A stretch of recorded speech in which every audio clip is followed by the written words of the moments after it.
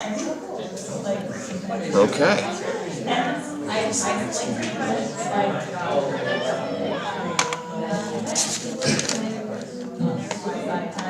Okay, now I am ready for you. Thank you, thank you. It's a little after 7. This technical setup is interesting, is the polite way to say it. We're also trying to stream the event, but I wasn't even going to try to hook up to these cameras based on just getting this going. But, what's that? Oh, thanks, Jamie. Good evening, everybody. Welcome to the October session of Accessibility, San Diego Accessibility and Inclusive Design Meetup Group. Thank you for coming. Appreciate you making it out. I'm Chris Land, your host for the evening. Harris, some of you asked where Harris is. We set this meetup up, and he's on a soccer league, and he said, there is no way we're getting into the playoffs. But the playoffs were tonight, and they got in, and so that's where he's at this evening.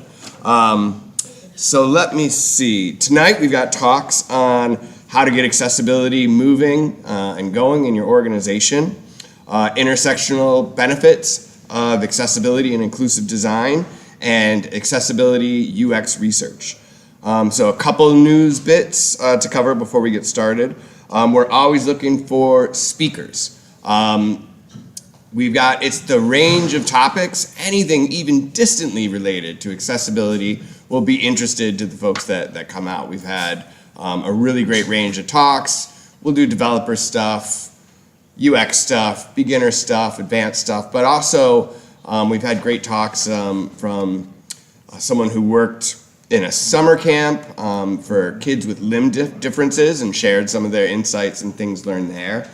We had a speaker who was once an assistant to Stephen Hawking and went through some of the systems and assistive technology that he used. So just interesting stuff. And then also we've got time after the meetup to get back to having a drink or a water and networking. So we've got a little extra time tonight, hopefully. But anyway, speakers, let me know. Want to thank ServiceNow and Michael. You've been awesome with hooking up this space. This is really awesome. So thank you. We got a couple other sponsors. DQ. They provide accessibility consulting services and products, and they are pretty much always hiring. So if you're looking for a job, I worked at DQ for a while. It's a great place to work and a great place to learn from tons of great professionals. We also are sponsored by a11ySD, and they make accessibility testing tools as well. I believe they've got a very strong product for specifically for mobile accessibility testing. Either of these organizations would be more than happy to connect with you, give you a demo, more information. So it's dq.com and a11ySD.com. Not Dairy Queen. Not Dairy Queen. DEQUE. Brought to you by, am I in the right screen? Okay. It's not going to work. Nothing's going to work.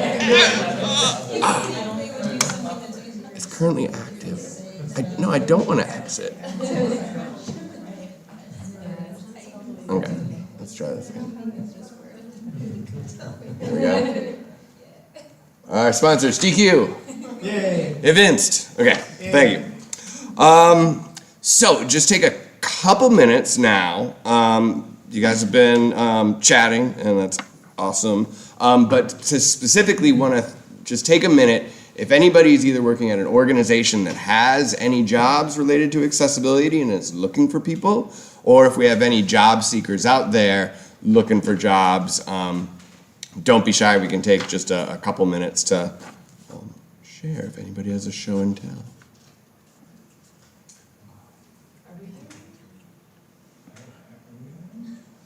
There'll be an uncomfortable pause till someone speaks.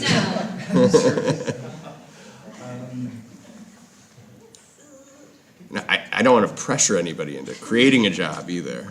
It might be a product manager role. Yes. Accessibility product manager. Switching the webcam here for the thing. Okay, so, well, the job seekers, job availability portion of our meetup is concluded. Let's get to the evening's talks. Our first speaker is David Martin. He works officially in cybersecurity and privacy, but his passion is DEIA, diversity, equity, inclusion, and accessibility. Anybody try to, whenever you see DEI, try to tack A on at the end because it's sometimes getting forgotten. He currently manages the technical compliance and audit team for Intuit's small business unit, where he owns the security, privacy, and now accessibility controls for their SaaS offerings. He's also a member of the product accessibility team and heads up the San Diego chapter of Intuit's Abilities Network, advocating for better inclusion of persons with disabilities for both customers and the Intuit workforce. His presentation, after you allow me to cue it up, will be elevating disability, engaging with allies to get accessibility the attention it deserves. Okay. So, somehow jacked up the camera. Oh, no, there's the camera. Sorry. This is a lot to juggle. We love the live stuff. Yeah. Get camera here. Okay. My AV team called in sick. Okay, and this is always a fun move too, the navigating a different screen. Put the focus, well, I can do it. What's that? The focus is not on the first slide. Ah. But that's just a PSA. So. Okay, and with And presenter view. So we'll have some prayer of me actually. Okay. Okay. It didn't go full screen. But this is fun. Oh, it will. It will? Okay. There we go. Back to But the now we have disclaimer. my first slide. There we go. I just wanted to call this one out. For anybody who wasn't aware, the Challenge Athletes Foundation is based here in San Diego. I assume I'll figure out how to work this. They're based here in San Diego. They're up in Springfield, Maryland, very close to it. And their biggest event of the year is this weekend. It's the San Diego Triathlon Challenge, and they're going to be in Ventura Cove on Sunday, October 22nd. I even have one of their hats. No, I am not doing the challenge. I'm too old and too fat and too out of shape. But highly recommend going. A lot of our Olympic athletes will be there from the Paralympics. And it's just a fantastic group. Does a whole bunch of wonderful work for getting people with disabilities out in the field again, doing the sports and activities that they love. So I'm plugging for the home team, as it were. And hopefully I will remember this, but it's irritating as heck to have them. Okay, so the talk here is titled Elevating Disability and Engaging with Allies to Give Accessibility the Attention it Deserves. You can subtitle that as how to get other people to do things so you can get shit done when you have no budget and no headcount. Okay, that's obviously a friendly comment. So my name is David Martin. I cannot see my notes, but that's okay. I fidget when I talk. This is not going to work well. I work for Intuit. Pronouns, I'll take any of them. It doesn't matter. For those of you who don't see well, I am a 60-something-year-old Caucasian dude with pale skin, a lot of tattoos that are visible, wearing a blue polo shirt, jeans. I've got some really bitchin' teal suede sneakers on, and I'm rocking a wheelchair with bright yellow spokes and anodized highlights. Thank you. You're welcome. Totally didn't have that in my head. I'm sorry? I totally didn't have that in my head. Thank Yeah, so there you go. And this also means that I'm relatively short, so those of you in the back are going to spend most of this time staring at the back of the head of the person in front of you instead of me. But I can't help that. Now the reality is I am what's called an ambulatory paraplegic. I can stand up, but if I try to move, it doesn't end well. Let's just leave it at that. So, let's get going here. When I got hired on at Intuit, what they hired me for was managing a cybersecurity program. I do not work in accessibility full-time. Real quick, hands up. How many of you do accessibility as a sideline because it's not your primary role? Oh, come on, be proud. Be proud, let's see them. Okay, believe it or not, you all are probably the people who can get more done than the accessibility team a lot of the time. And much of my talk is gonna be how you can do that. Okay? It is manipulating your peers to get them to do stuff for you, because that's the only way accessibility gets done. Okay? Second question. Okay, I'm in a wheelchair, so it's an easy pass, right? I'm obviously somebody who has disability. How many people here are open about disabilities in the workplace? For themselves, right? Some mask, some can't.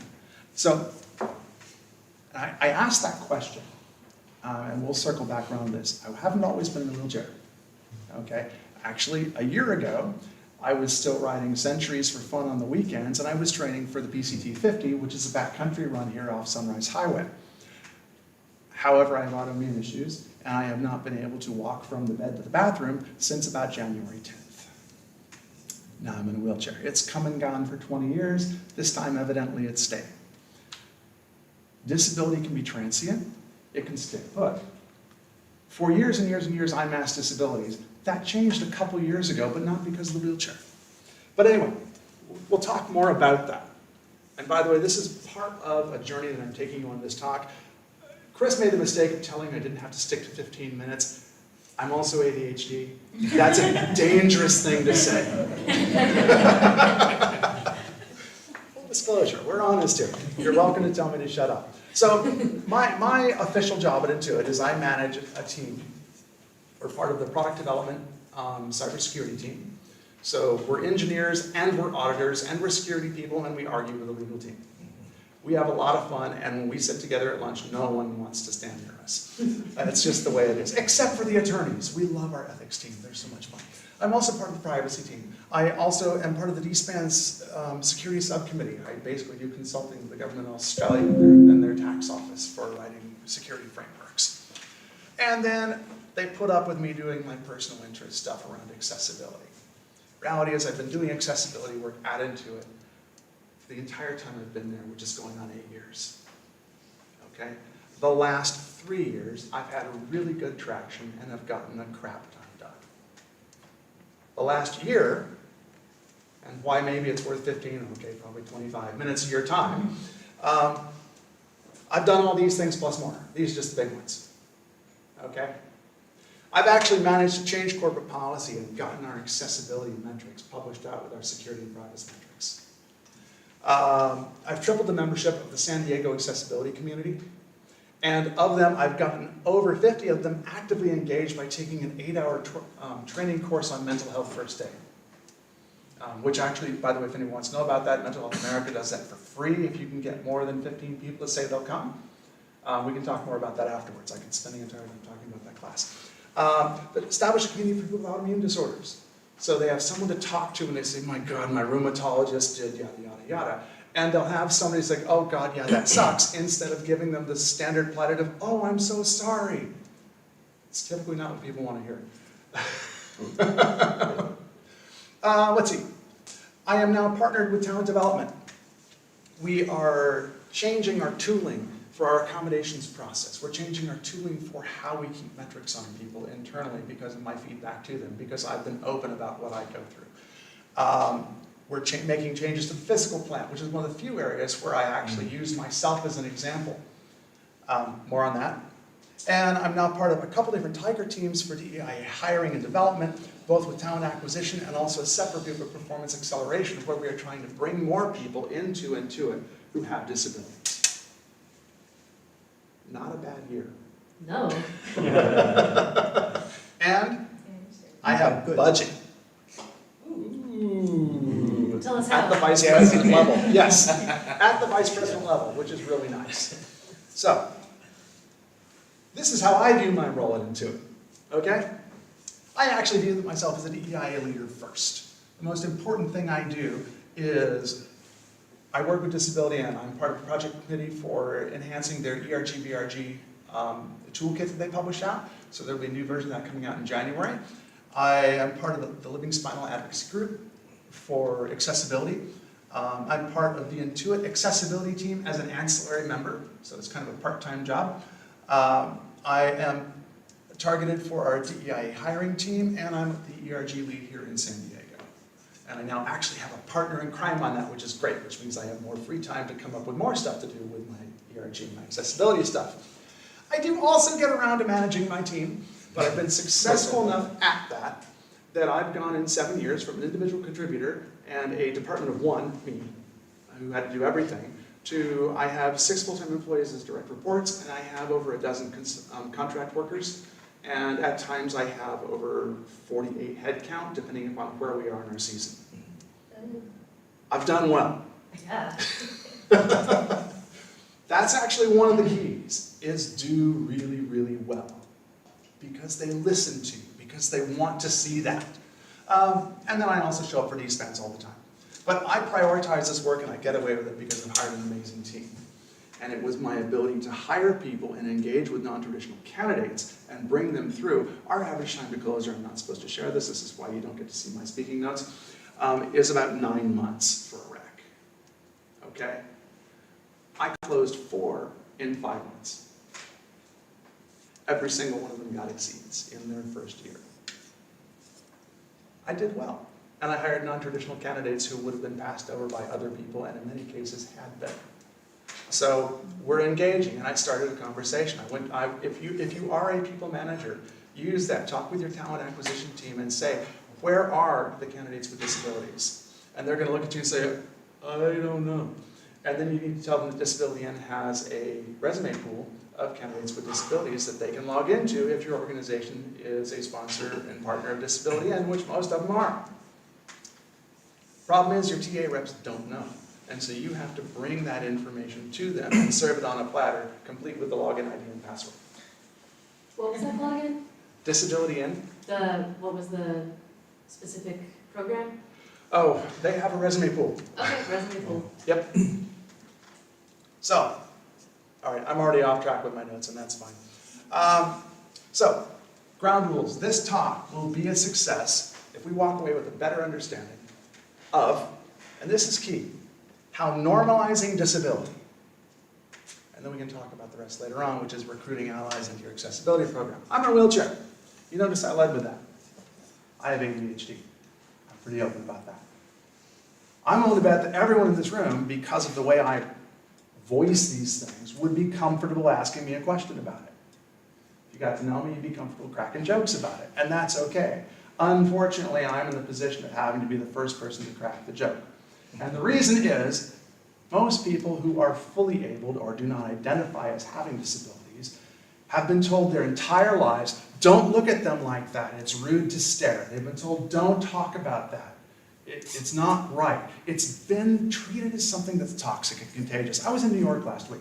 How many of y'all have been to New York before? Okay? The stereotype fits walking down the sidewalk, doesn't it?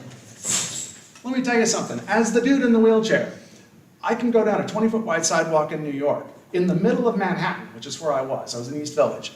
And the New Yorkers, it's like I'm on the fenced side of the sidewalk. The New Yorkers are like trying to do a tightrope walk down the curb to give me space. Like, dude, it's a frickin' wheelchair. It's not contagious. You don't catch this. You buy it.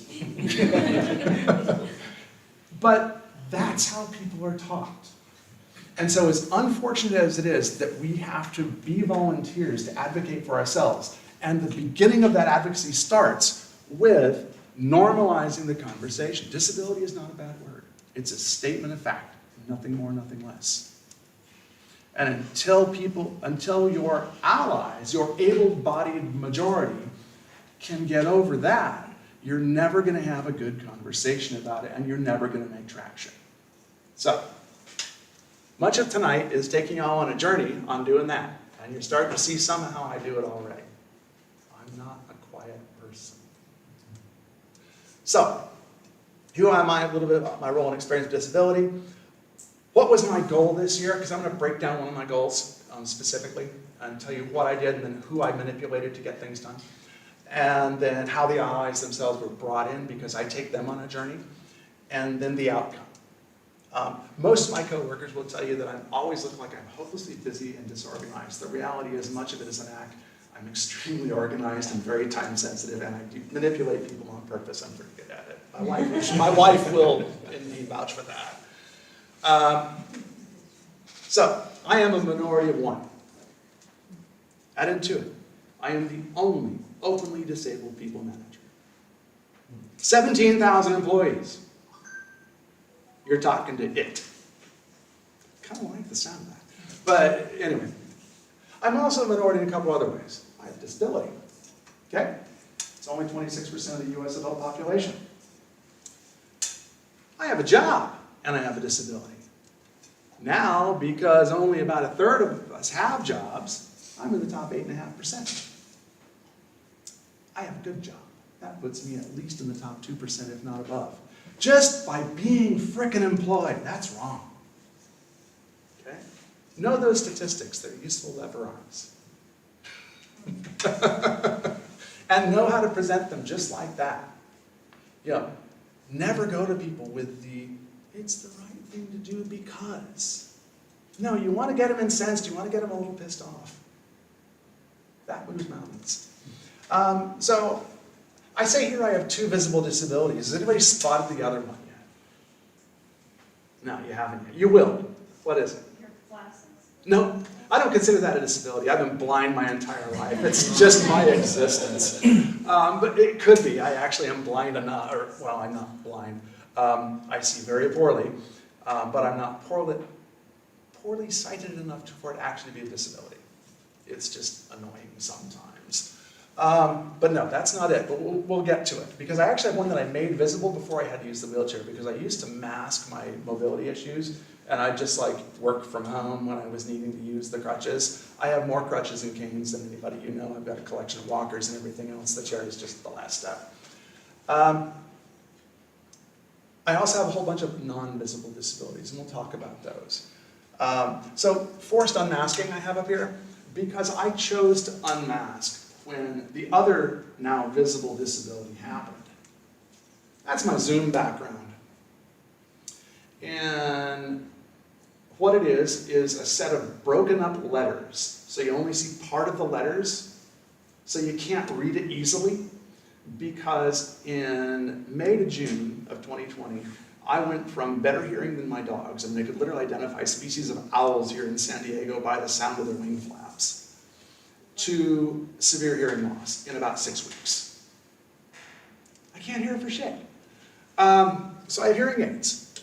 And at the beginning of quarantine, we were all going to Zoom, and nobody turned on their closed captions. And I put this up as my Zoom background to remind people to turn on the freaking captions. Would you please? Because I'm tired of having to ask you every single meeting, 8 hours a day, 10 hours a day, 12 hours a day. So I made something, hearing aids, that people don't usually see up front, something they see every single time they get on a conference call with me.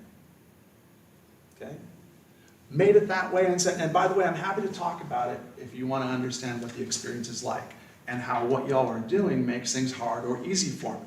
Because a lot of people think you're hard of hearing, oh, if we just talk louder, it solves the problem. That does not solve the problem. What solves the problem is speaking clearly and enunciating your words.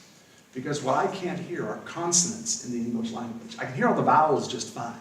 It's the consonants. I can't tell the difference between a T and a P and a B and a K. They all sound the damn same. So just like this diagram that's missing parts of letters, I'm missing part of every word that someone speaks. Once I learn their speech habits, I can predict what a word was.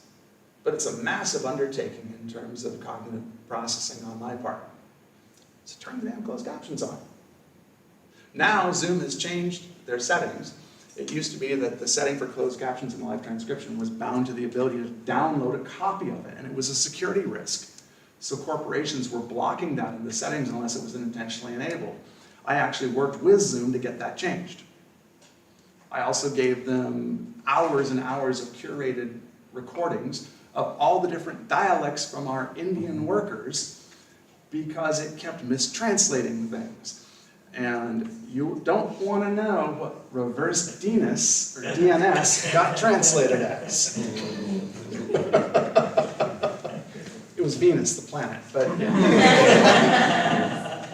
So, I made it conversational. I made it obvious. People can come to me and ask questions. Hey, does this work? And they do. Because I stick it in their face, but in an obvious yet somewhat humorous way. I don't get upset about it. Just turn the damn things on. I don't care. So, my disabilities, because we're all here, we're all friends now. I divided these up into two categories. Intrinsic causes are things that biology messed me over on, right? Okay, the deaf, hard of hearing thing just kind of happened. It's probably related to the autoimmune stuff, which is what's making me not be able to walk. We don't know for sure, though. I'm on my 4th neurologist. Someday we'll get an answer, but I'm only 20 years into a 30-year diagnosis, and we know that. I have dyslexia, I have dysgraphia, thank God for typing, and ADHD, as I've already shared. I also have dissociative identity disorders. Anybody here know what that means?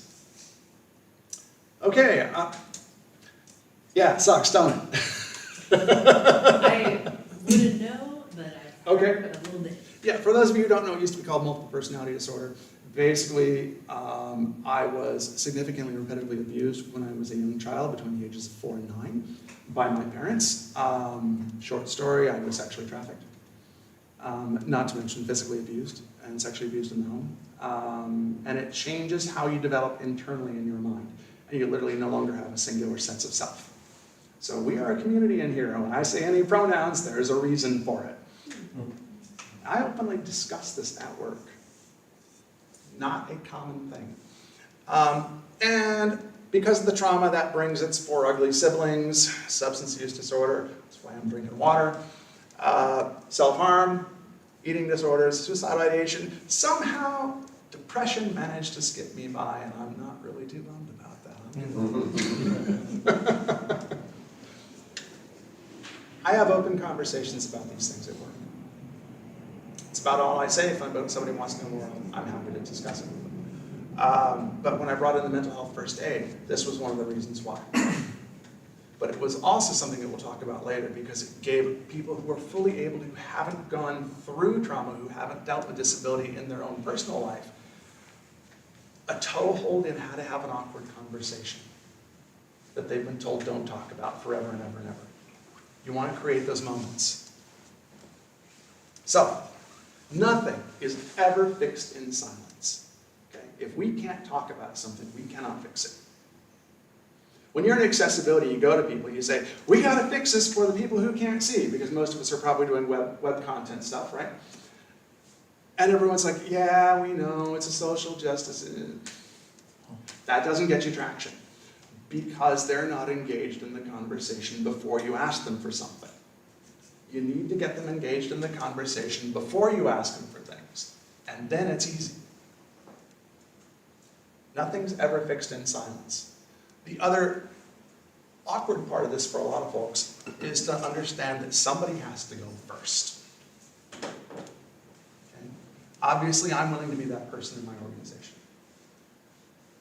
I will talk about things most people are uncomfortable talking about. Probably a little bit on the spectrum. We haven't done the diagnosis on that, but I just don't respond to social norms the same way as a lot of people do. I'm okay with that. I've gotten to a point where I know how to work with it in my own life.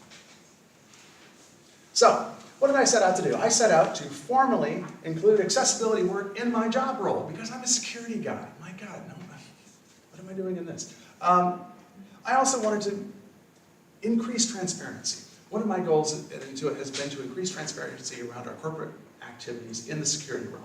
And I wanted to extend that to accessibility. And the obvious way is to make your VPATs available to folks, right? How many of y'all publish your VPATs online for your customers to see? We do now. That's a hint, it worked. Good on you for doing it. And the other one was to, the same way I work with security controls, get our WCAG 2.1 stuff in place so that we could monitor it and track it and open JIRA tickets easily, and I didn't have to make it a manual effort, and Ted didn't have to make it a manual effort, and we didn't have to keep going to teams over and over and over again and say, deal with an accessibility ticket, when it's not coming to them the way they normally do stuff.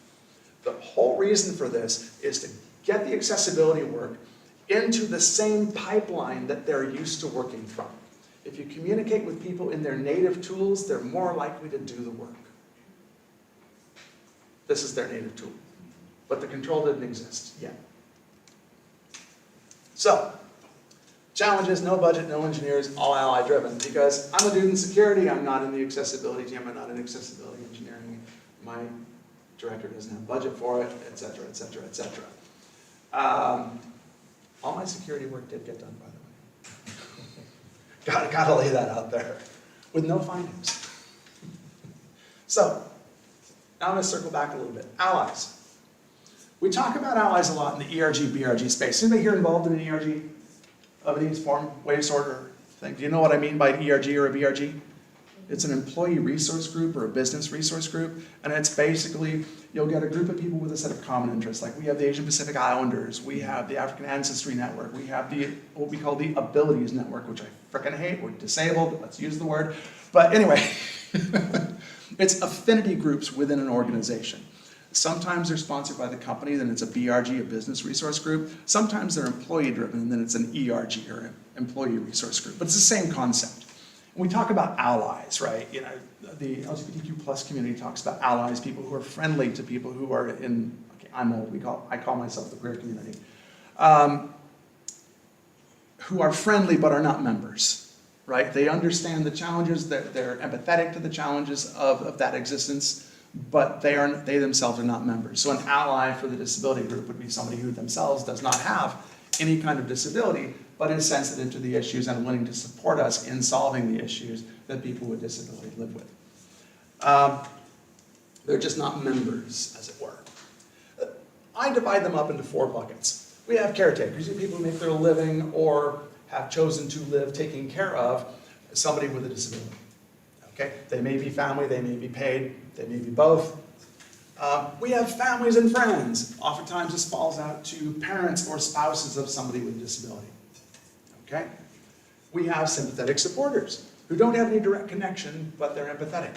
And then we have peers and executives and other people in your business life who you work with on a regular basis, day in and day out.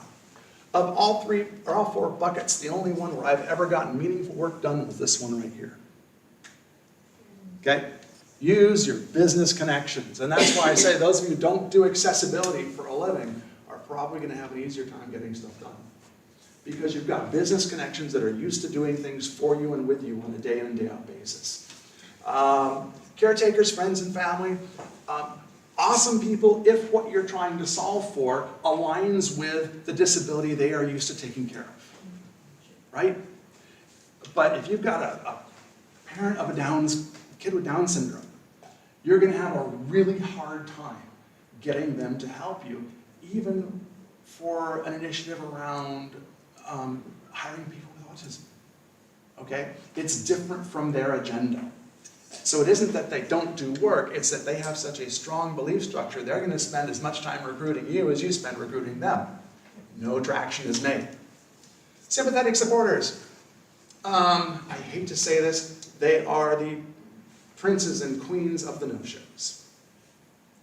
They always say, oh yeah, absolutely, count me in, and something always comes up last minute. Also, I would say I'm not quite 100%, but I'm very close to every single one of them who comes to me as a sympathetic supporter, eventually identifying to me what their disability is. They just weren't comfortable disclosing it in the company. We're probably down in the low single digits of people who I'm confident aren't actually members of the community. So, peers and executives, colleagues, workplace leaders who want to make a positive impact on disability inclusion, I didn't put this in there, or their career. They want to win. Executives are the most competitive professional athletes you will ever meet in your life. They just do it directly for money instead of playing sports for money. If you can get them something that's a nice soundbite in the board meeting, you have them in the palm of your hand for as long as that soundbite lasts. That's where you get approvals and budget. Know that. Now, question for you. I'm disabled. I've talked about some uncomfortable disabilities. How comfortable or uncomfortable is that now? Maybe, I'm sorry? how do we show you? I say that. How many of you routinely talk to people with disabilities? I do it in the mirror every day. That's right. About disabilities, right? It's a topic that we need to detoxify. And my goal here is, I talk very candidly about it, very openly about it, but I don't get overly emotional about it. I just, statement of facts, 1, 2, 3, 4, 5. This is how it is. And I try to make that accessible to people who don't have accessibilities. People with disabilities understand this kind of intuitively. So yeah, we get it. People without, because they've been taught so much that it's this bad, evil thing, we need to take them on a journey and make it a conversational topic. This is what I do at work, all the dang time. The Zoom background helps a lot, but if they see me in person in the wheelchair, it's like, yeah, look for me in the cafeteria, I'm in the wheelchair. You can't miss it. And surprisingly, people do. I haven't quite figured that one out. The tattoos work better. So engaging with allies. Things you can do. Once you get them talking about it, once you get people to ask those first questions about disability, this is what's actually useful to use your disability in conversation. I do it all the time. You can host lunch and learns. You can host Ask Me Anything. You can host office hours. I'm actually in the cafe every single Thursday from 11:30 until 1:30, doing nothing more than being there for people who have questions about disability. That is on my calendar. It is blocked every single week of the year, unless I'm traveling. Wasn't there last week. I was in New York. Because people need to be able to drop in casually and have that first awkward ask of, hey, do you mind if I... Never mind that I've said 1,000 times, I don't mind. Please come and ask your awkward questions. You will not offend me. Right? I can say that till I'm blue in the face. They're always going to be awkward the first time they ask, and the second time, and the third time, but eventually they get over it. And I know I've won when I just got this chair like a month ago. I had one that I got on eBay, but people notice is, nice chair, you got the new one finally. Okay, when you can say that to me and talk about my wheelchair the way you talk about someone's bitchin' shoes, I know we are having a good conversation. We've normalized the fact that I'm in a wheelchair, and we're now talking at a very different level than we were when I first got it, and you were avoiding, or you were like, oh my God, what happened? Or, right? We've made it a normal conversation with no emotional content. Now we can start doing meaningful stuff. Lunch and learns. Our accessibility campus went every single Wednesday, and the entire company is welcome to come. Sometimes it's technical. Sometimes it's somebody with MS talking about their experience and their diagnosis. Ranges everything, right? Ask me anything. I just have an open call. Anybody wants to talk about it on there. Office hours. Other things we can do. Resources and guidelines. You want to publish out websites and articles. Make sure that they're attainable. We've all heard the expression, nothing about us without us, right? That works both ways. People with disabilities talk about disability differently than people who don't have disability. You need to talk with them and make sure things resonate and include them in the design of the articles and materials that you publish. Otherwise, you're going to write things for, if you're disabled, you're going to write for people with disability, and it will resonate with 26% of the population, but not the other 74%. Or you're going to write from the position of the 74%, you're going to piss off the people with disability. You're going to say, oh, that sucks, you can't say that. No communication is happening here. This is not a dialogue. Involve them from the get-go. Ask them if things resonate. And that's where your sympathetic supporters, by the way, are fantastic. Feedback in the moment. Right? They will look, hey, can you take a look at this? I want to see if it makes sense to you. Right? Nate, does this make sense to you? And if Nate's, one of my sympathetic supporters, does not have disability, it will, oh yeah, no problem. Because it gives him something to do that's meaningful to him, that takes 10 minutes of his time when he knows he has a lunch meeting, so he won't be able to make it to the office hours. Involve them, get their feedback. It's actually meaningful feedback. It's like, I don't understand what you mean by this. Change it. Right? You're not, if you have disability and you're writing about disability, you're actually not writing for other people with disability. You're writing for people who don't have it. And you need their feedback to make sure that what you're saying makes sense. And then we do challenges and events, like mental health first aid training. We did a whole bunch of stuff on Fix all your heat maps that are using red and green, because gosh, I think there's some color blindness around those things, right? Things like that. I threw out a challenge when I first lost my hearing across the entire company. It's like, I challenge y'all to spend a day living off closed captions like I do. I challenge you to make it through an hour. Got lots of good feedback from that one. So, once you've got people doing these spot checks with you and engaging with you, then you can start using your job and leverage your allies. Now, key thing here, and I don't think I ever have this on a slide, but I'll say it in words. I use my job to get things done in accessibility. The obvious thing is now I'm the dude in the wheelchair, and previously I was the guy who couldn't hear. Now I'm both. I never ask for things that benefit me directly. Never, never, never. If you ask for something that benefits you, okay, what do companies run on? They run on money, right? Where does the money come from? Customers. What's the other big expense they have? New recruits, right? I'm a hiring manager. If I want to fix something in the physical plant, I can't say, hey, Jared, you got to fix that thing. I can't get up that curb or down that curb. I'm going to be saying that for the rest of the time I'm into it, right? If I go in and say, hey, I'm a hiring manager, and the way this is set up, I can't hire the best candidate who may be in a wheelchair because they're going to take one look at that and realize they are not valued here in the United States. This is something, if you ever come to the Intuit buildings, you will notice that the power doors are on the backs of the buildings. In the United States, we have a very bad history about making one group of people use the back door, right? It sends a shitty message. Don't do it. We do it, and it pisses me off. I don't say it pisses me off every time. I say I can't bring a candidate or a guest on this campus if they require a power chair because we are going to insult them the minute they set foot. That gets things fixed. But I can't ask for myself. If I ask for myself, it's seen as selfish. Hey, they already got me working there. They're not trying to do that dance anymore. There's no benefit to them. The benefit comes from customers who may come, or the benefit comes from investors who may come, the benefit comes from candidates who may come. And you want to make sure that you express your concerns in those contexts. So use your job to get things done. I'm a hiring manager. I want physical plant changes, I do it. Meaningful recognition. But until we have this thing called spotlights, it's a cash value reward given for doing something out of the norm. Send the darn things. My God, we only spend like 10% of our budget because no one's willing to go through the steps to send them. I send those things all the dang time. And the nice thing about them is that feedback then goes to the person's manager, so that it shows up in their year-end review as a positive, which means I can make every single person who helps me part of the accessibility team because not only are they getting more money for doing it, but they're getting positive feedback on their year-end reviews. Play the political system.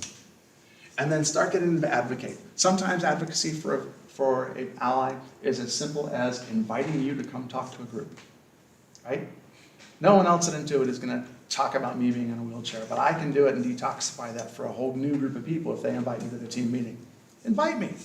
All the advocacy I need is, hey, y'all should listen to them. He has some good stuff to say. I know I'm talking too much. He's checking his watch. I can do it. So, other things you want to make sure you do is pre-package your programs and KPIs, key performance indicators, right? Serve this stuff up on a silver platter. Don't ask people to think. People are lazy. They got too much to do already. You know it, so go ahead and construct it. And when I go to ask somebody for something, I go into their year-end goals because I can see them, and until we can see anybody's goals. And I look at their manager's year-end goals, and I make sure that everything I ask somebody to do aligns with both they and or their manager's year-end goals. So they get a complete line item of success for spending 15 minutes out of their day doing engineering for accessibility. Give it to them on a silver platter. Set the bar super low so everything's green. Certifications, everybody needs CPEs. There's some really good easy ones to get in the accessibility world, and sometimes those actually will apply to other certifications that people have. Show them that. Everyone's always looking for certification courses to take for CPEs. And it's a nightmare to find sometimes after a while. I've been doing this a while. I've taken all the courses. Champion programs. This is an internal thing we do at Intuit. where we have accessibility champions, and it shows up on our intranet, and you get a badge next to your name for having completed the training work. Kudos to that. A lot of teams really value that. And this is where I use my day job, is I tie things back to risk and productivity. Anything I can do to monetize the achievements and the accomplishments that we get through the programs I ask people to add on to their daily work, I do. How many hundreds of thousands of dollars did we save? What's the brand name reputational risk if somebody sues us for violation of WCAG standards and accessibility? So, my corporate goals that I set out to do that I shared with you earlier, still don't have accessibility in my job title. Fell on my face. We'll get that fixed. We actually have our VPATs published online. You can see them. To do this, I built a business case. And it's the same business case I would assume every single person in this room knows, except I knew who to bring it to, right? Last year there were 3,500 lawsuits for violation of accessibility in web content, okay? Some had merit, some didn't. But the brand name reputational risk is significant. My job is in security. My job is to protect the company from harm, from risk. So I went to my manager and said, hey, do you mind if I do this? And she said, no, go ahead. She's used to me asking her to do stuff, and she's just tired. She just always says yes because we're not arguing. I also then took the numbers to the director of GRC. Same thing. And by the way, she's also sick of arguing with me, so she said yes too. So I got it done. The only thing that I had to do was go to the legal team and ask them for permission to do it. And the legal team and I work hand in hand all the time because I am in security and I'm also in compliance, and I also do all the reviews of all their contracts and their MSAs for the security concerns. So they owe me a few. And they said yes. If you go on to Intuit's compliance page, VPATs, that's a downloady thing I trimmed, are right next to our ISO 27001 certification, right next to our service organization controls, our SOC 2 reports, right next to the download for our PCI. Our customer-facing accessibility for VPATs, at least, is right there with all of our other compliance documents. I call that a win. And then because I did this, and by the way, I did the next one I managed to pull off before AB 1757. I used that same argument. Oh man, I see, I got him with that. I used that same argument to get the engineering team that handles all of my security controls to build a brand new category of control in our internal dashboards. Got the engineering team that owns the operational data lake to port all of our Lighthouse metrics in, set up a bunch of standards with Ted Drake, who many of you know, for how we were going to do the automated ticketing in Jira, and stood this sucker all the way up, and I was told by legal I had to pull the slide down, but it is in production, internally. I actually had a slide, I was going to show you the thingy that it shows in line, but it actually shows you, and you get a complete history of any service that is onboarded to this. We have a paved road now for teams to onboard in production. It is now part of our CI/CD build pipeline. You cannot compile a job without running it through Lighthouse if you've got a consumable endpoint. And it's automated. I don't have to lift a finger.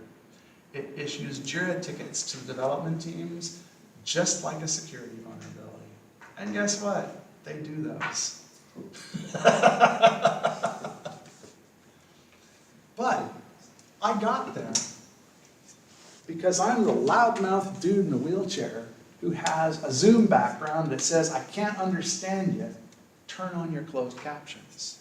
The only reason I got that is because the engineering teams who I work with in security understand my connection with disability, understand that they can come to me with questions about it, and many of them have for family members and the like.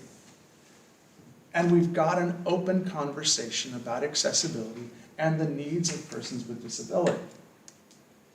So when I go to them and ask them something, they understand where I'm coming from. They understand I'm not doing it selfishly for myself to meet my year-end goal. They understand that we have 26% of the working age population in the US needing many of these things because we've talked about it. And I know their line of business well enough because I work with them every single day, that when I make the ask, it's framed the same as all my other asks that I gave them that week. And sometimes it's just like the sitcom rubber stamp approval where someone slips an extra piece of paper in and they stamp it or sign it, right? But the key to getting stuff done is to first off, get people talking to you. Not about getting stuff done, but about disability and how their actions create barriers and how different choices on their behalf can take those barriers down. And when you're asking for these changes, all you're asking is for them to make a different choice. Once they understand that, you don't have to tell them that's a social model of disability. But once they understand that, it's an easy conversation, it's an easy ask, and you get the approvals. And my That's point. simple. Yeah, it's that simple. Oh, I guess I didn't have a conclusion slide. Oh, well. That's pretty much what I just said. I forgot. You know, I knew I had to take the slide out with the thing, and I was just like, oh yeah, I took the last slide out, and I did not. So, a11y disability. You can get a lot done, but you need to recruit and engage with the allies that you're working with. Okay? And I say that because disability, 26% of the population, but not a significant part of the workforce. So you need to engage with the able-bodied people and create kind of like a reverse culture of inclusion. Get people who are able-bodied comfortable talking to you about disability so that they feel included in that. And then you can engage and get meaningful work done. Now it goes to this one. All right. Hopefully that was useful. I know I went on a hell of a long time, but I warned you.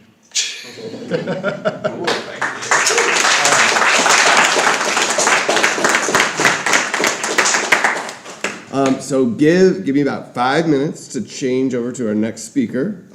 Feel free to grab a snack or a drink. Go to any questions to David, and we'll be right back with you. How do you do all those things at once?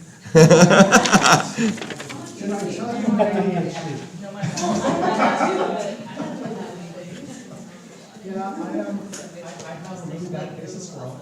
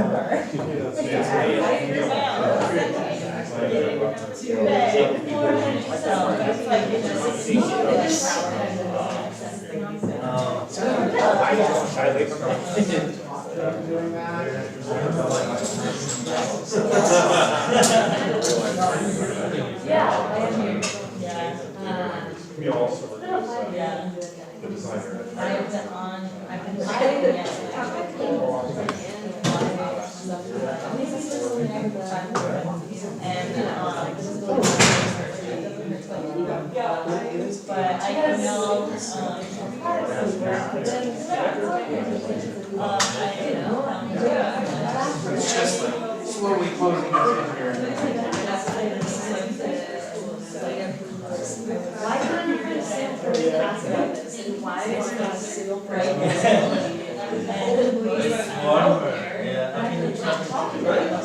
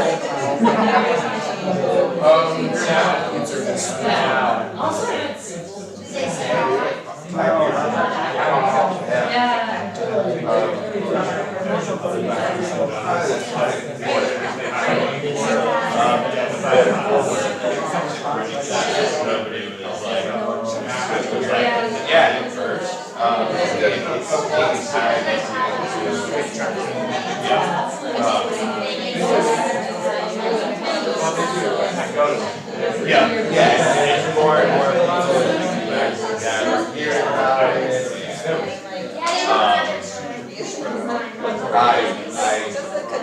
Especially with approach and so it talks about local food camps and stuff like that. So yeah, this is a Bay Area.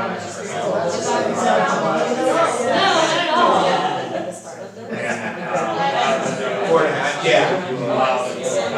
So my buddy Terrence and we both dropped out here for permission to join us. And then we joined doing it.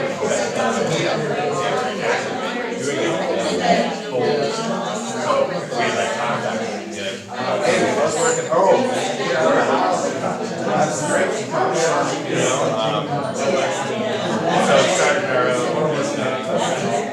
What really helped too is the company one of the managers there reached out for 8 years and we have this new office and so they were trying to get back in there but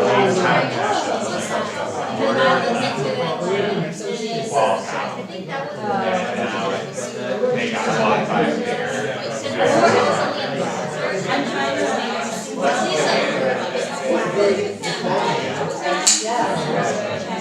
I'm ready to do our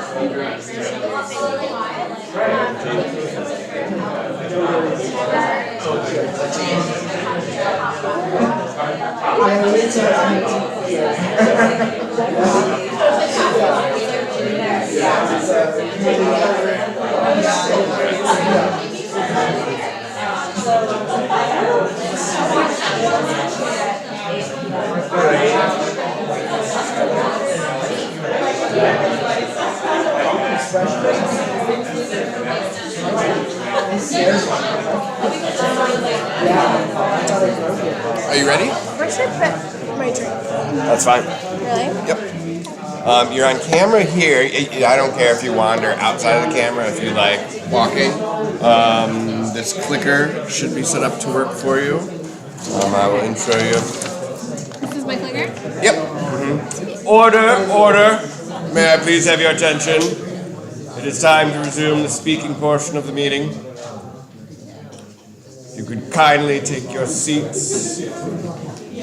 Kindly. Thank you. We have our next speaker. Posey is an innovative product leader with a passion for building inclusive communities in the tech industry. With a background in product management, process mining, community engagement, and UX design, Posey leads with empathy and effectively transforms organizations. As a digital nomad, Posey can be found traveling and meeting dogs in a city near you. Her talk tonight is intersectional benefits of accessibility and inclusive design. Thank you, Posey. Thank you very much.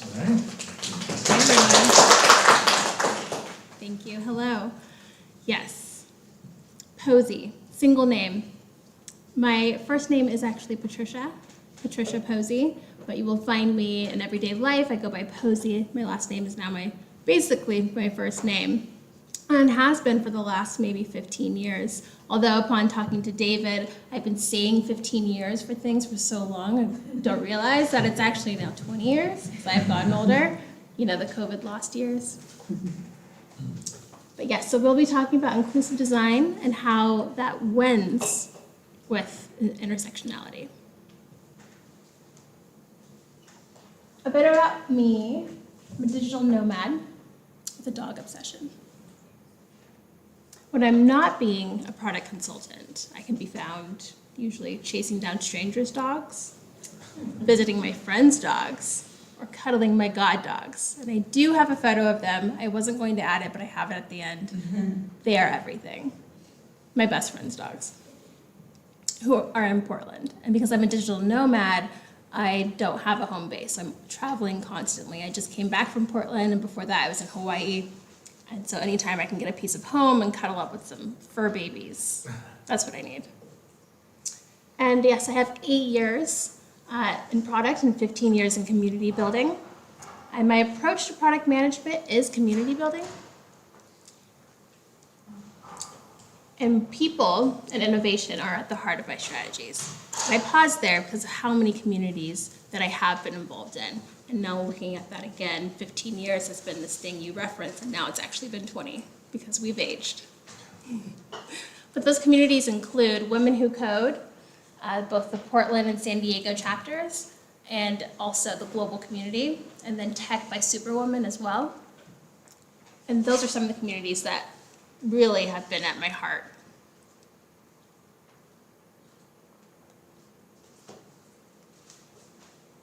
A few reminders as we get started. I want to make sure that we create a safe space for everyone here. And these are just a few of the things that I find helpful and that I will be referencing internally. I will be mindful and open to discussion. I will assume good intent and be open to learning and being taught. And then there's a Q&A at the end, and that's open to the floor for questions and also sharing your experiences.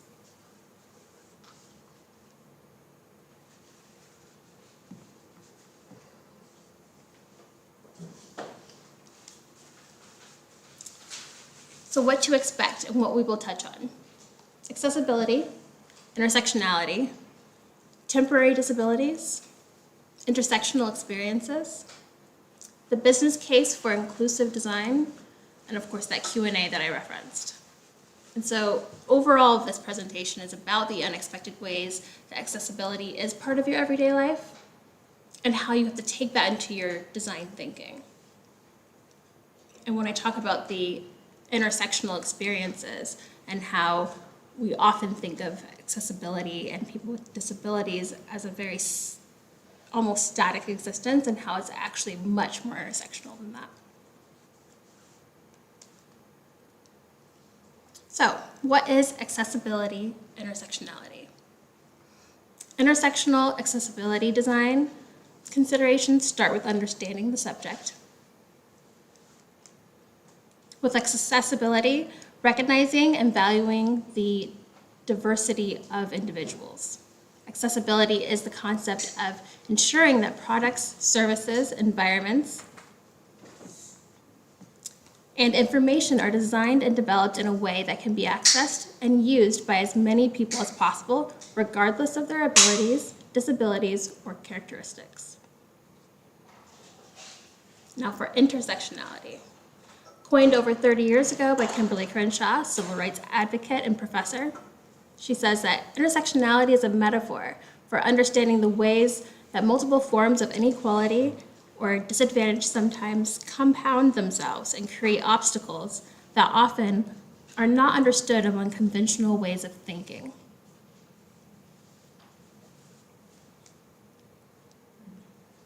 So intersection of experiences. And what does this look like? A few ways.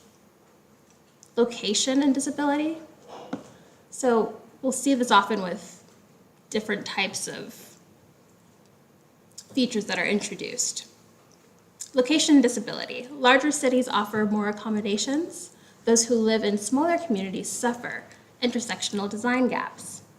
Now we know with Uber and Lyft, Uber specifically, introduced the wave rides, the wheelchair access. The list of cities that is actually available in are just the largest cities in the US. Nowhere else. And even in those cities, what's actually available, like a handful of cars. So even though they did this great thing in 2016 to introduce this feature and are speaking to accessibility a bit late in the game, what does that actually look like? And when you have people who exist at the intersections, who live in these other places, who also experience disabilities, they're not included. They're not being counted. They're being overlooked. And even those in the cities where the feature is active are also not actually getting access to this great feature. We also have invisible disabilities. When people cannot perceive someone's disability, they are often overlooked, discounted, or not included. And this may also touch on something that David had said as well. Not everyone identifies as someone who has a disability. So people are walking around every day who do have different disabilities, who may not know it or may not identify with it. Also, intersectional households. So households range in size, race, socioeconomics, and identities and abilities. So you might have a combination within a single person, but also someone who perhaps is able-bodied, who doesn't identify as someone with a disability, 3 or 4 of their family members, or one may. And if one person in a household does, that affects everyone in the household. That changes the data a bit.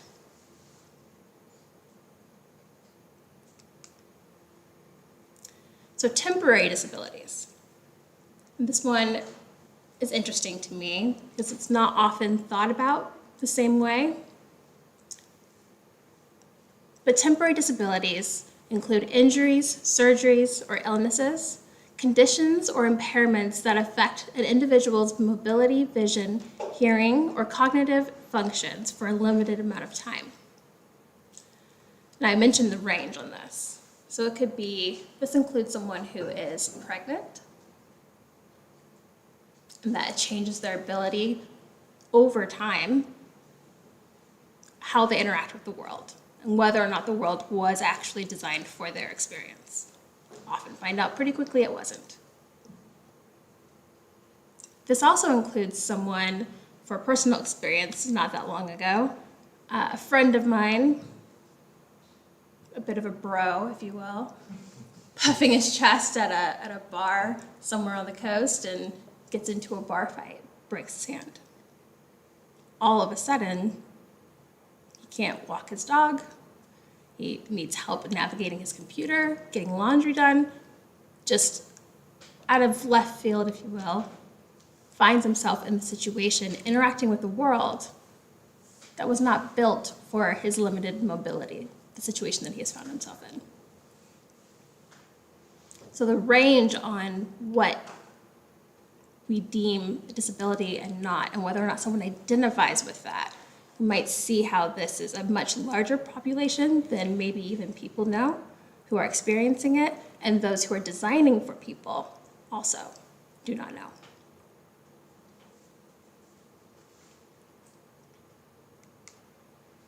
So accessibility in everyday life. Some very high-level points that we'll hit on are public transportation. You see ramps and audio announcements, smartphone and apps, voice assistants and assistive touch, web and social media, captions and alt text. And these are all features that have become the norm. And not always are they appreciated or recognized in the ways that they benefit those who are not experiencing disabilities. So smartphones and apps.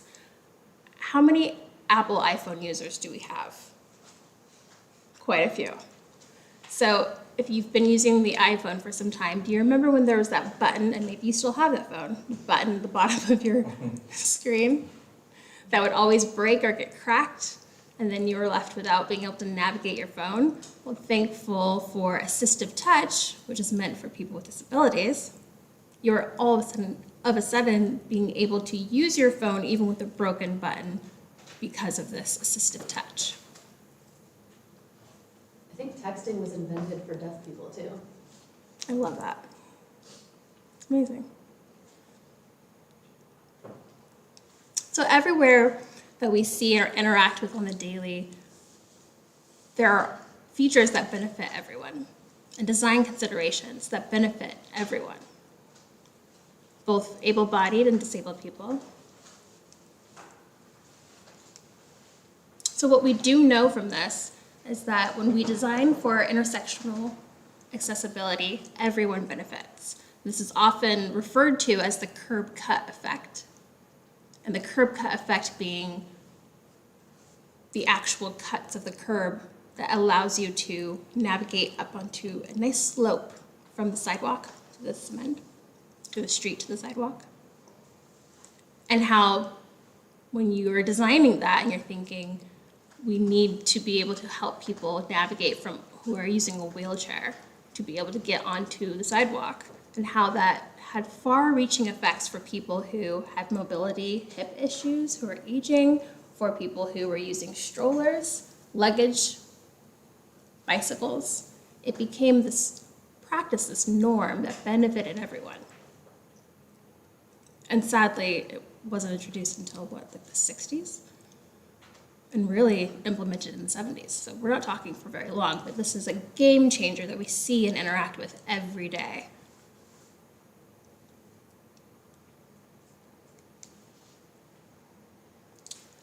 So how do we fight for more implementations of intersectional design?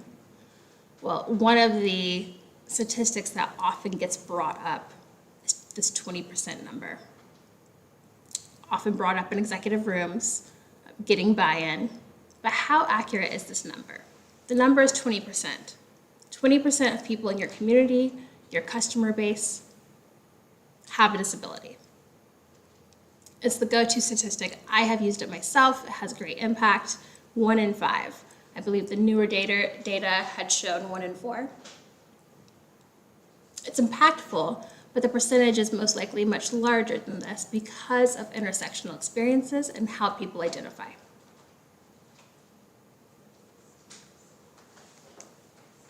So taking a closer look at the 80%.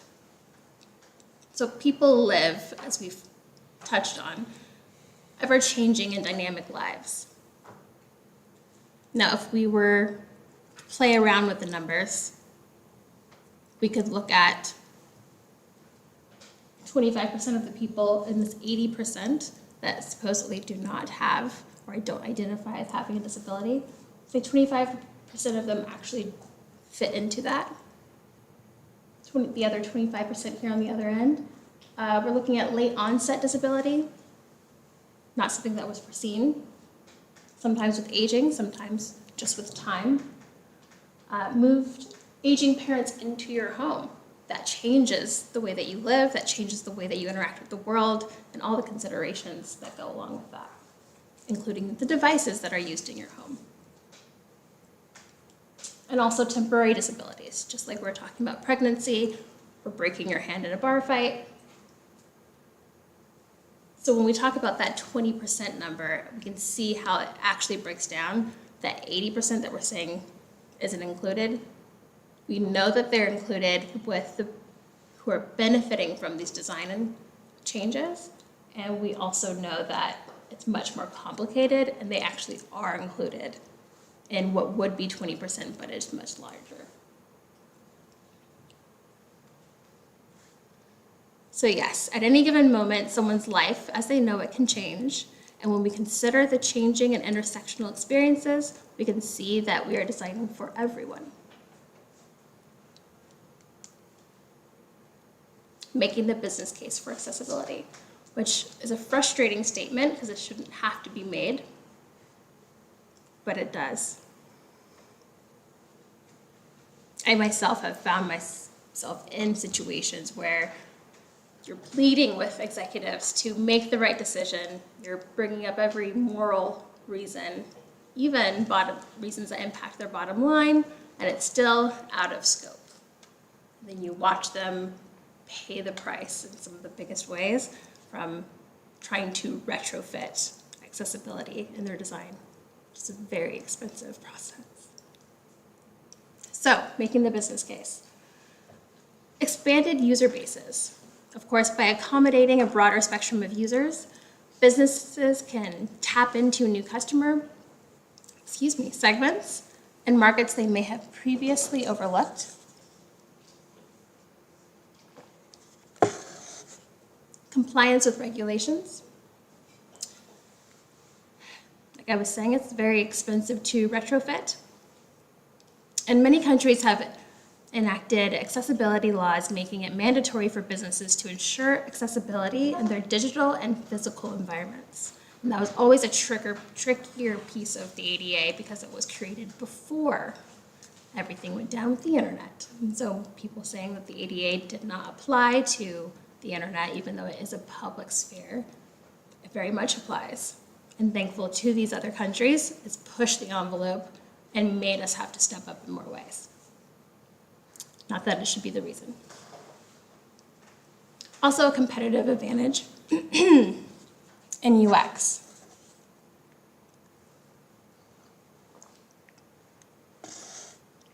When users find your products and services more accessible and user-friendly, they're likely to become loyal customers and recommend your offerings to others. Excuse me. It pays off to be the go-to. As people in communities talk about what products and what services serve them best. And if you're at the top of that, you're going to have some very loyal customers.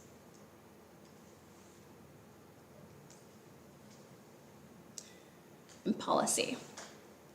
As referenced with the ADA mentioned, the policy is usually playing catch up, and so it is up to us. And we have a moral obligation to ourselves, our families, and each other to design inclusive experiences. And we've touched on how it's for everyone.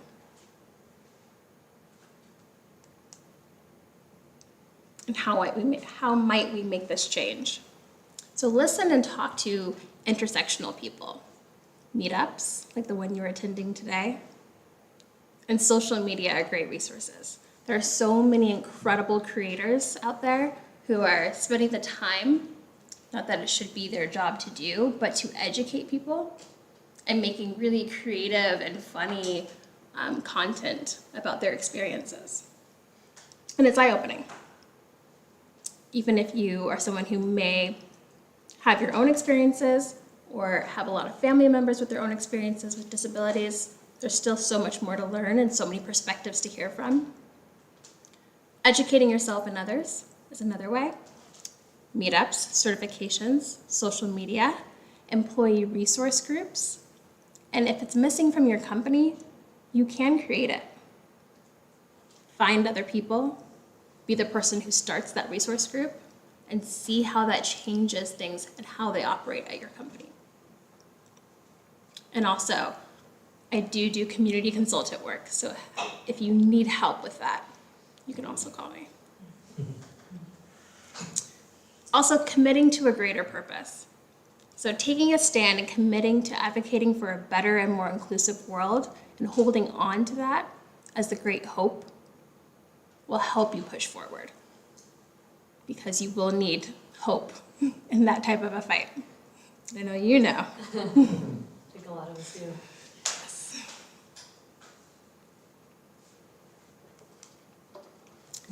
do. And overall, these are the babies I promised. Thank you all for being here. These are my babies, my God babies. A little summer photo shoot their mom had with them. Kenneth's at the top, Sadie's at the bottom. It's a Great Dane and a Malamute mix. And I love them.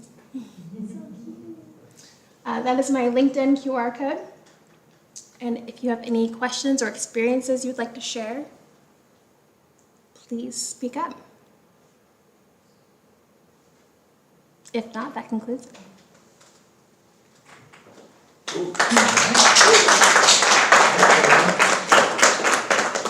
Thank you, Posey. We will jump right in, I think, because we're getting a little late.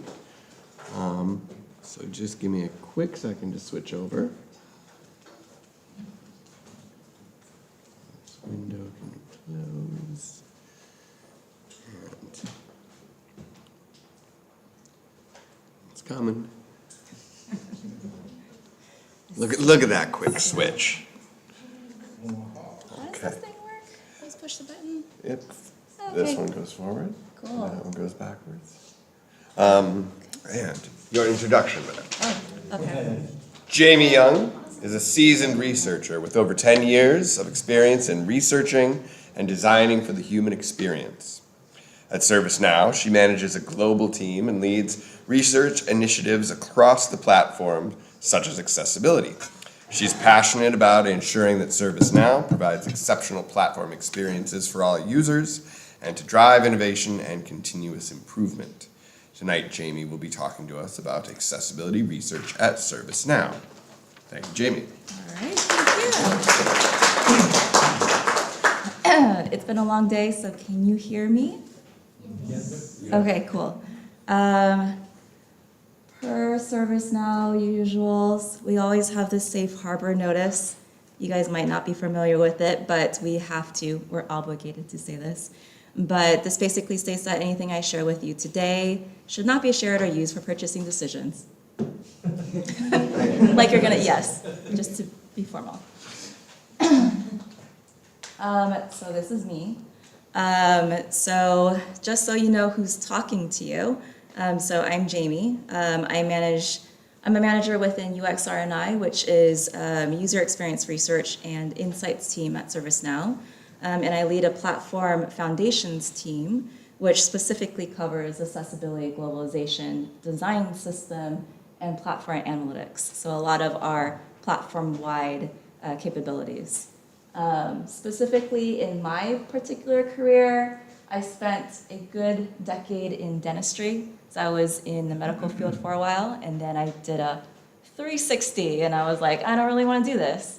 So I went into user experience. I did a huge focus around product design and user experience, and did obviously now research, and previously started in research. Huge background in psychology, interaction design, information architecture, product management. I have these weird certifications around Scrum Mastering and all these other random things. But also worked in a lot of different industries around like government and startup companies and agencies, and then also went to enterprise. So I have a very varied background. Specifically in accessibility, I actually got my first official introduction into it in my graduate school through my linguistics director. We were working on our US voting batting systems. So we're doing a lot of research regarding aging and disabilities on the physical voting systems, which all of you guys, I hope, vote, right? Yep. We also do the digital balloting systems as well, so that was an interesting analysis. I also was a caregiver at another point too, so a lot of that kind of spurred on a lot of my passion for this area, and also a lot of curiosity, and did a lot of product design and branding and all these other different areas that supported accessibility, started different COE teams within past companies around accessibility. That's me in a nutshell, a little bit. I actually stole this slide from Michael. So if you've ever seen his slides, this is exactly it. But you've seen these statistical numbers before, which is like 1.3 billion people. But basically, in general, what I'm basically trying to convey is that, individuals with disabilities need better support. Obviously, you guys know that. That's why you're here. And ServiceNow really understands this and values this in terms of being inclusive. And this is kind of where ServiceNow has recognized the impact of having accessible software on our customers and partners. I'm not sick, I promise. Okay. I've coughed a couple times today and it got like a little bad looks today, and I was like, I'm not sick, I promise. It's just lingering. But, in terms of ServiceNow, we value equally both accessibility, leading best practices, and usability. So I know a lot of, in accessibility, we talk about like compliance and WCAG, but it goes a lot further than that. We talk about usability and making sure that, per person has just general access, and that is an equal weight for us. So basically we're trying to say is like, accessibility guidelines or WCAG and legalese is a starting point for us, but then we go beyond that, or we're striving to go beyond that in terms of creating a great user experience. I'm not selling ServiceNow to you guys, by the way. But just, yeah. In terms of like, you know, making an accessible product, like it does take a village sometimes. For us, it does. So we have a lot of collaboration, a lot of teamwork to make this like coordination work within our organizations. We do a lot of heavy lifting for our customers. So that's a little box of us, but then like there's a lot of everybody else in terms of what makes this come to life, which is like engineering, QE, and design, and we have the philosophy of shifting left, meaning like we want to bring it early on and test with people, along with making sure that we integrate it within our designs, and not just kind of like doing defect management. So in terms of research, are you guys familiar with research? I know you are. Yeah, kind of? No. No? Okay. So specifically research, like what we do, we cover all sorts of different types of research. We do UX research, product research, marketing type of research. We cover all sorts of research. Exactly what we do is we build. So we build a comprehensive understanding of our problem space, of our users, to really kind of understand what's the needs, the pain points, the problem space that we are basically trying to achieve, and also making sure that we're building the right solutions for our businesses. And also we study how people interact with our products. We identify any key areas that we need improvements in order to increase adoption and generate value for our business. At the same time, we also partner very closely, very similar to the other slide that I showed you. We partner very closely with all of our cross partnerships and cross organizations from design, product to engineering, just to make sure that we are prioritizing learnings and influencing our roadmaps and OKRs and KPIs and all of those things. Too much jargon? I'm getting a little blank faces a little bit. Too late, okay. Everyone's like, I'm done with work. I don't want to talk about this. Okay. Well, sorry. But basically, research can kind of come in at any time of the life cycle. What is being shown right here is basically, it looks like kind of like a DNA, but basically it's the ebbs and flows of what a typical design process or software development life cycle would maybe look like at some companies. For us, for research, we really kind of span across all of these things. We have these two different major buckets, which is generative research, which is more of like understanding the big scope of the problem and bringing in people to kind of understand, and aligning in that problem space. And then we have what you might be more familiar with, which is like usability testing, making sure like your products, you put it in front of a person and say like, what's wrong with this? Like that's more of the evaluative type of research, building the right solution and validating some of the design work. So we kind of span across all of these things. And in terms of like how we connect with users, there's a whole group, like there's just a lot of different types of methodologies for research. These are just kind of like the common ways that we engage with people. So we do interviews, we do workshops, we do a lot of different surveys, we do fancy word contextual inquiry, basically means like we shadow you. And then there's also like multi-day company visits and workshops, all different types of methodologies essentially. But how we approach it is very more focused around the problem space. So if say Michael came up to me and said, Jamie, I have this problem, I want to figure out an answer for X, Y, and Z, then I basically choose and pick like what methodologies makes the most sense in order to answer that particular question or to get him the answers to make a business decision or whatever he needs to do. Yeah, putting you on the spot.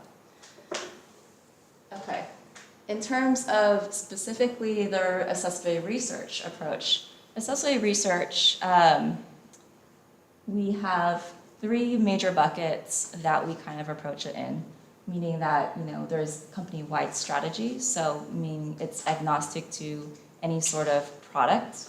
So big, large questions around like, how well are we doing as a company around servicing people with disabilities? How do we gauge that? How do we measure that internally? How do we track this? How do we know how well our products are doing? And establishing some sort of point of view as to like, how do we track this in terms of metrics or dashboards and things like that? And then there's also ideas around like business unit execution, basically meaning product execution.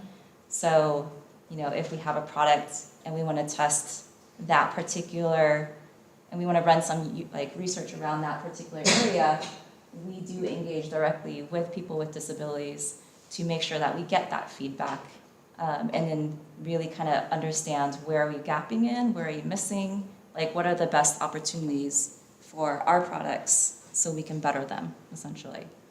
And then, because accessibility is not really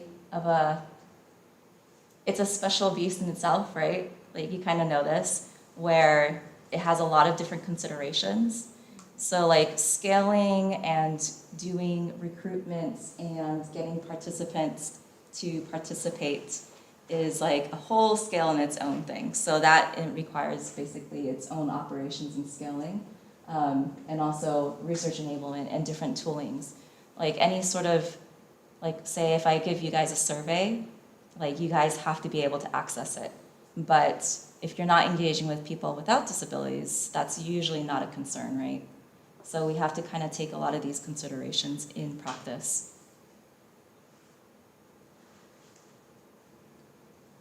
So in terms of disabilities, we do focus in on the full range. So there are 5 major disability categories. Obviously, you guys are well familiar with these probably. So visual, auditory, speech, cognitive, and physical. And then there's also permanent, temporary, and situational. So 3 different types of groups that we do also recruit from and engage with. And then there's also 17 functional limitations, which we've categorized in terms of a digital solution and digital interaction. Yeah? Do you want to read some of them for non-visual books? Yeah, sure. I think the situational ones are really interesting. The situational ones? Yeah, there's like the situational examples for visual would be like there's a bright sunlight and like you can't see your screen, maybe it's a mobile device, and maybe you're a technician or something, and you're working on your laptop and you can't see it. Like that could be a temporary, or that could be a situational where you can't see the screen and you have to interact with it. Same thing with like auditory. You're in a party in loud music. I'm hoping that you're not working on ServiceNow in a party. But if ever that was the case and something was on fire and you had to, answer a ticket while you're partying, that could hypothetically be a situation, right? And then there's like heavy accents or being distracted while driving or being impaired, being pregnant. So like what you said earlier, right? So those are just some of the situationals.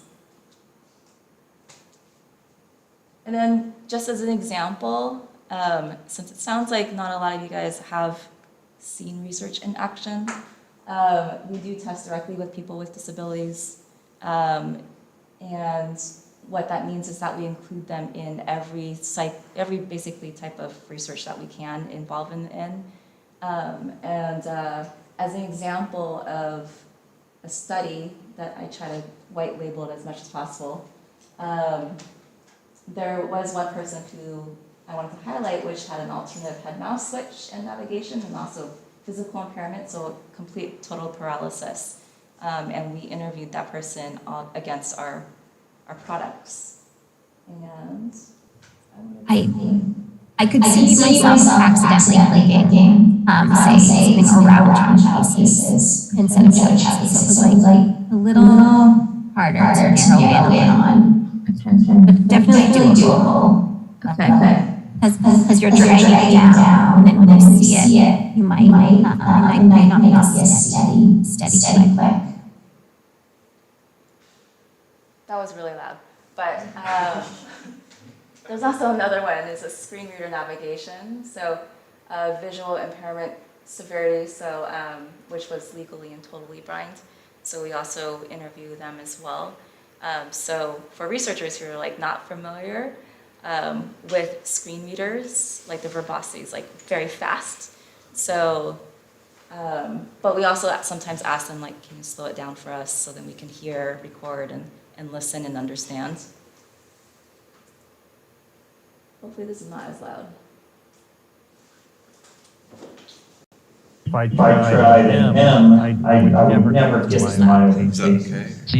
but I do C. Okay, this is not good at all. Because they all have C. So from a screen reader perspective, this is not a good system. Because I would be able to use this tool, this linked list, to get to the link that I want. Okay. Were they saying that all the links started with CSM, so it wasn't very helpful? Yeah. Okay. Yep. It's like it just all said CSM, so they couldn't find exactly where they needed to go. So all this feedback basically loops back into our product space for individuals like Michael to basically say like, hey, you know, we are seeing this issue across our products, like let's go fix this. And then, how many of you guys are planning on doing research? Oh, wow, actually, okay. Yay! Okay, cool. Yeah, okay, so I have some very high-level 6 tips and tricks for conducting accessibility research. So the very first one is educate yourself around what to say, what not to say, and like, you know, just educate yourself around assistive technologies in general, just get familiar with them and be comfortable with them. And then if you don't know, then educate yourself. You can Google it, you can just talk to someone about it, any way that you can get a little bit more familiar with it. Research methods don't necessarily change. The multifaceted considerations is what actually changes. So what I mean by that is like, you know, usability testing is usability testing. Surveys is surveys. Like, they're different methodologies. The whole book of research methodologies in general doesn't change. It's just that there's just a lot of considerations around the fact in order to make it work and make it work for what you need to get to. So a lot of it forces you to be creative. So like, for instance, we were testing on a Figma prototype. So a prototype that isn't on the .com, isn't coded or whatever. And then we were testing on someone who had a screen reader. They obviously could not interact with it. So you have to find a different way to basically serve this up in order for them to interact and get the answers that you need. Number 3 is for evaluated type of research, start with audits and or heuristic evaluations beforehand to rule out obvious issues. So meaning like do a WCAG like audit. Just kind of rush through and then do a heuristic evaluation. Are you guys familiar with heuristic evaluations? I always forget what that means. Oh, okay. Maybe that's a session for next time. But heuristic evaluations is basically like if you speak to a designer, they should be relatively familiar with it, where there are best practices of things and like what to stay away from and how best to design and like a UI. Like there's just best practices, and then basically you kind of run through all of them, evaluate that, and then what we also call expert review, and see like if you can kind of catch some of these big chunks of issues before putting whatever you're trying to test in front of someone and having them catch it. And then, you know, that kind of loses a lot of the value that you're interacting with a person. So you want to kind of get all those big chunks and big issues, the obvious ones that you can identify, out of the way, solve for those first, and then put it in front of a person, right? You want to make sure that the time is valuable. Like, time is valuable, so you want to make sure it's worth it for you and worth it for them. Every touch point needs to be accessible, including the research tools, so you also don't want systematic dropout. So what this means is that if they're engaging with you in any way, say for instance a survey, the survey tool itself needs to be accessible. Because if they're engaging with it and they say, oh shoot, I can't even access it, like they're automatically just going to drop out, and then you're going to ask yourself, well, why did 90% of them drop out? Why didn't 90% of them didn't take my survey? And then recruitment can be a challenge, so you definitely want to start with who you already know. When talking to a user, don't hesitate to ask to slow down their assistive technologies, like screen readers, or to explain something. There are no such things as dumb questions, so you definitely want to make sure that you are thorough and ask whatever questions you have on your mind. Mine's quick and easy, so thank you.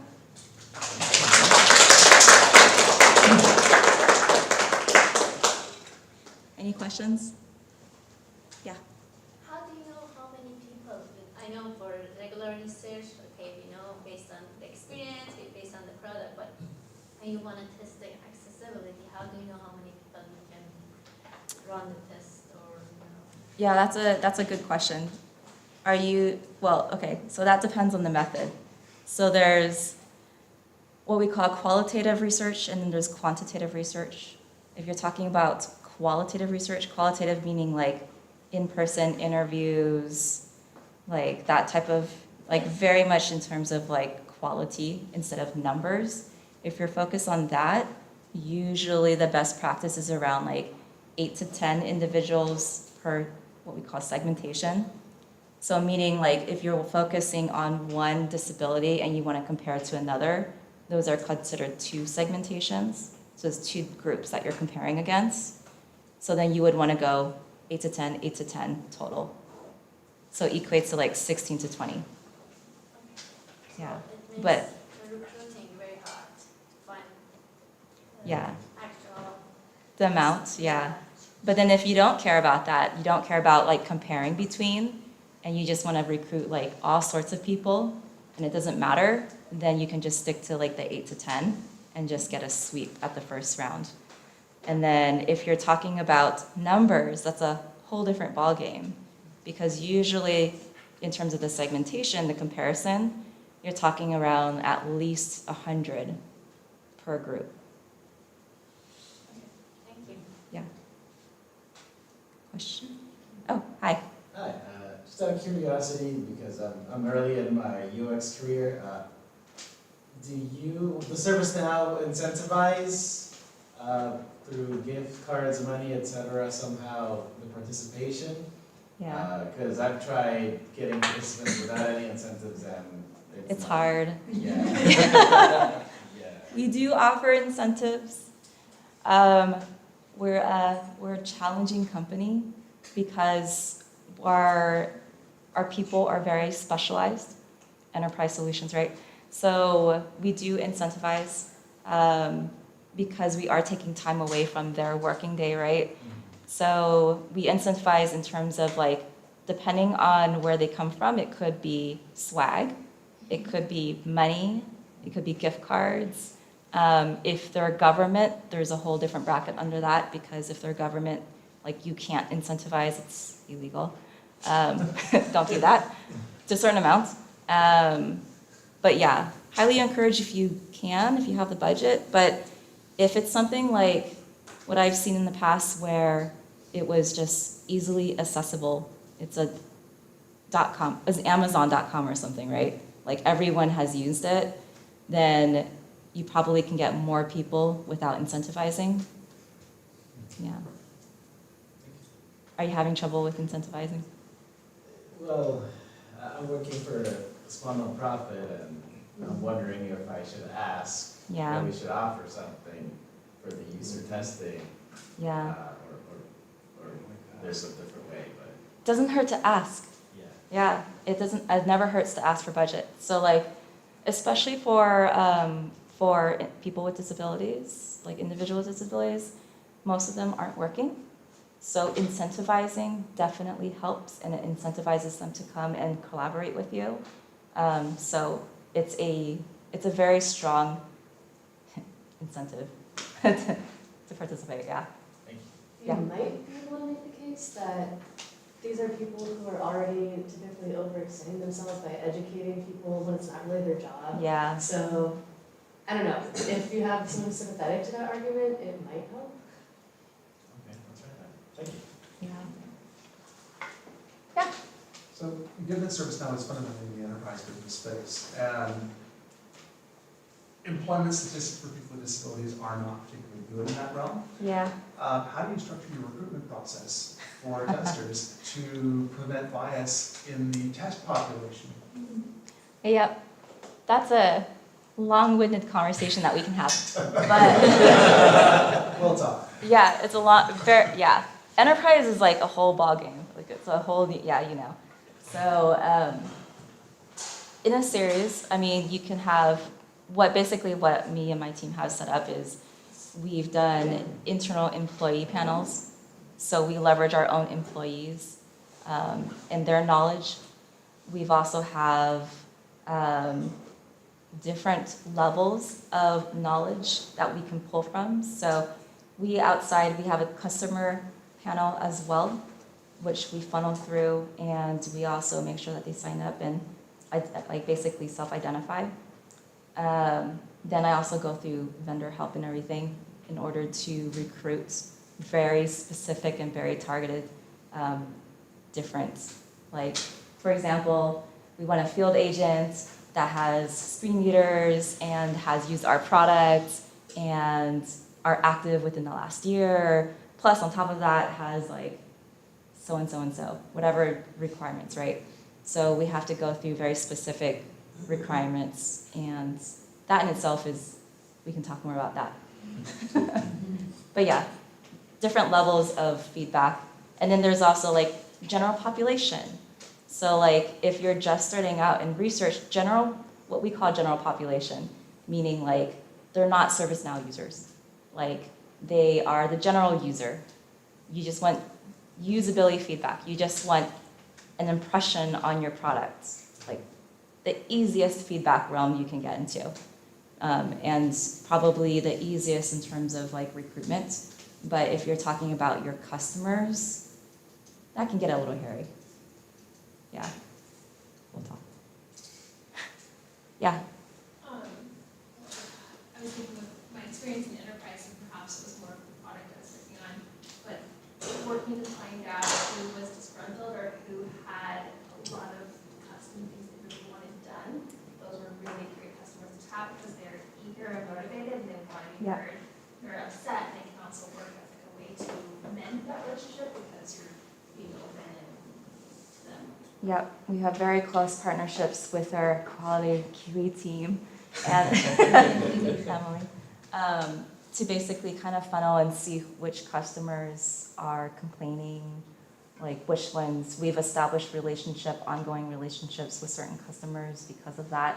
And then like, we funnel them through like, do you want to do a workshop with us? Do you want to collaborate with us? Do you want to give us feedback?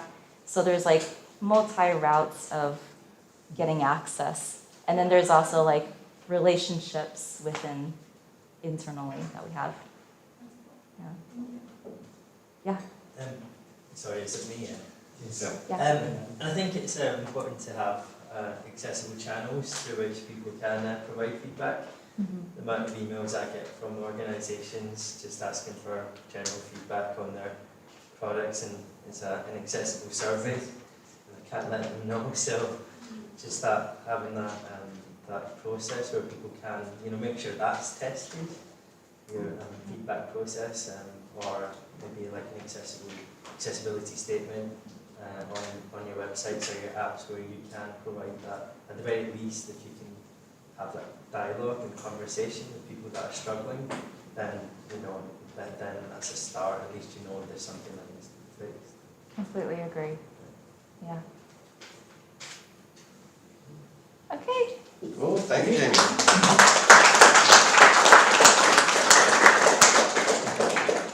Cool. Well, that is the end of our regularly scheduled program. Thank you to all the speakers. Thanks everybody for attending. I think it was a great meetup. Do we have a couple minutes? It's up to this guy. We have a few minutes. Okay, so hang out for a few minutes. When this guy says it's time to go, we'll clear out, but feel free to have a chat. And thanks everybody for coming out.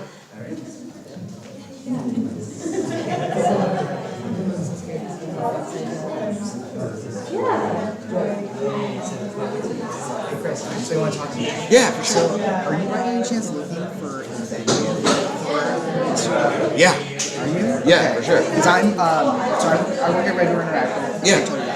I'm part of the Community Involvement and Partnership Committee. Yeah. And so we're looking to partner with organizations in San Diego. Oh, hell yeah. This is perfect. And part of that is, not so much using technologies, right? We really want to bring reason to share our space. So Yeah. we've got like a really awesome AV system, a stadium, This is perfect. Okay. Yeah. So Yeah, I would awesome. like Let me make a note of that.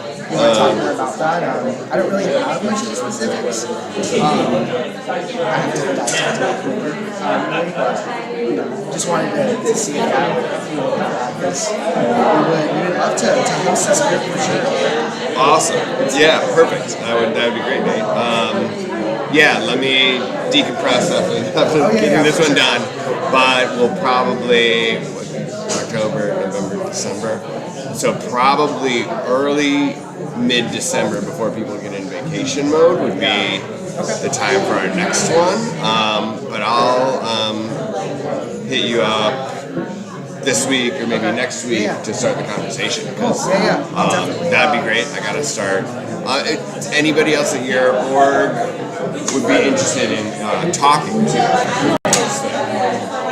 And you can ask around. I could ask. It would probably be more on the technical side. Yeah. Just because the only other people really want accessibility at my company. Yeah. No, that's fine. We this one went a little like UX sort of board. You've been to enough that we like doing them sort of all over the range. I'm sure somebody would love to do that. Yeah, cool. Yeah,